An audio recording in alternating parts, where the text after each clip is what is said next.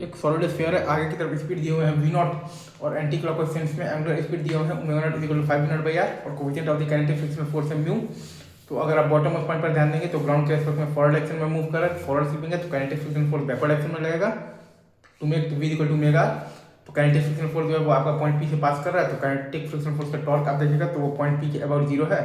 मतलब कि kinetic frictional force का टॉर्क आप देखिएगा तो पॉइंट पी के अबाउट जीरो है, तो मतलब कि आप पॉइंट पी के अबाउट आप एंगुलर मोमेंटम कंजर्वेशन लगा सकते हैं। मतलब कि M V naught r minus 2/5 M R square into 5 v naught by R बराबर आ जाएगा आपके पास 7/5 into M into V pure rolling into R. तो वी प्योर रोलिंग का वैल्यू आ जाएगा माइनस 5 v नॉट बाई 7 और आपके पास ओमेगा प्योर रोलिंग आ जाएगा minus 5 v naught by 7 are.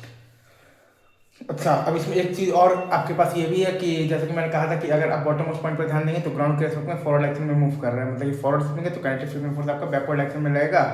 To make v equal to omega right side to. तो आपके पास v at any time t आपके पास आ जाएगा v naught minus v T बराबर omega at any time t है आपके पास minus 5 v naught by R और प्लस आ जाएगा आपके पास अल्फा होता है आपके पास टॉर्क बाई तो mu M G are by I है आपके पास 2/5 M R square into T into R.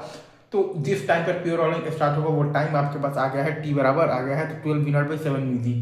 तो v प्योर रोलिंग आपके पास आ गया है माइनस 5 v नॉट बाई 7 और ओमेगा प्योर रोलिंग आपके पास आ गया है minus 5 v naught by 7 are.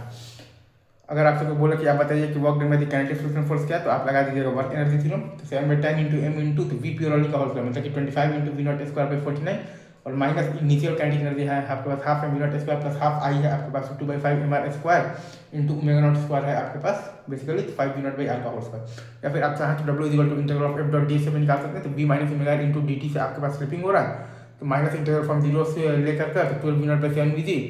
और v at any time t है आपके पास v naught minus V G T minus omega at any time t है आपके पास minus 5 v naught by R और प्लस आपके पास 5 mu M G R T by है आपके पास 2 M R square into R into D T. इससे आपके पास स्लिपिंग हो रहा है v minus omega into D T से स्लिपिंग हो रहा है और इंटू म्यू एम जी एक बराबर म्यू एम जी है दैट्स इट।